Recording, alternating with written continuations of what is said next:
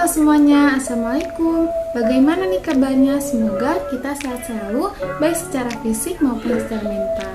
Sebelumnya, perkenalkan saya Rosania dari kelas BKI 2D. Di sini saya akan mengerjakan ujian akhir semester psikologi. Nah, oke baik, sebelumnya siapa nih yang suka nonton film atau drakor kayak aku? Di sini kebetulan saya akan mereview film drakor yang berjudul VQ. VQ bercerita tentang seorang dokter psikiater yang sangat antusias banget untuk menyembuhkan seorang pasiennya. Tokoh utamanya adalah Lee Soo Jun dan Han Woo Joo. Real drama asal Korea Selatan ini menceritakan kisah hidup dari para psikiater yang dipercaya untuk menyembuhkan daripada mengobati pasien mereka.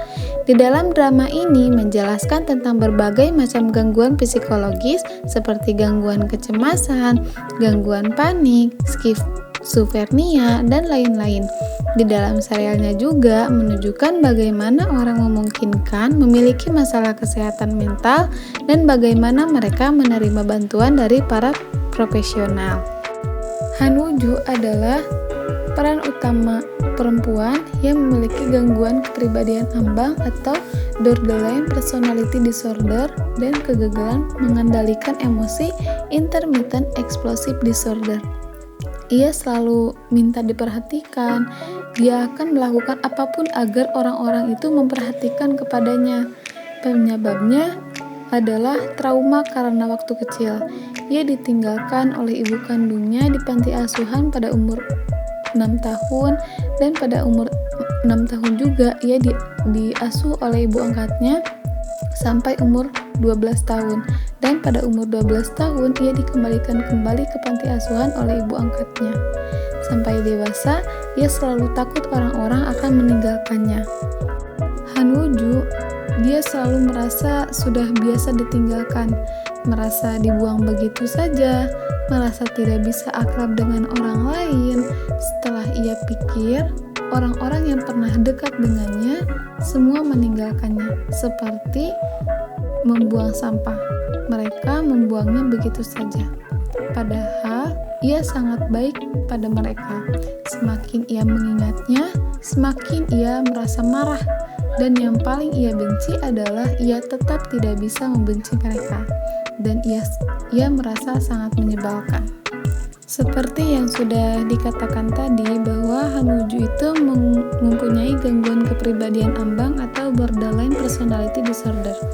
Gangguan kepribadian ambang merupakan salah satu gangguan kepribadian yang banyak ditemui dalam praktik layanan psikiatri maupun psikologi. Disebut sebagai kepribadian ambang karena individu dengan gangguan ini tidak memenuhi kriteria neurosis maupun psikosis, sehingga dianggap berada di antara kedua kondisi tersebut.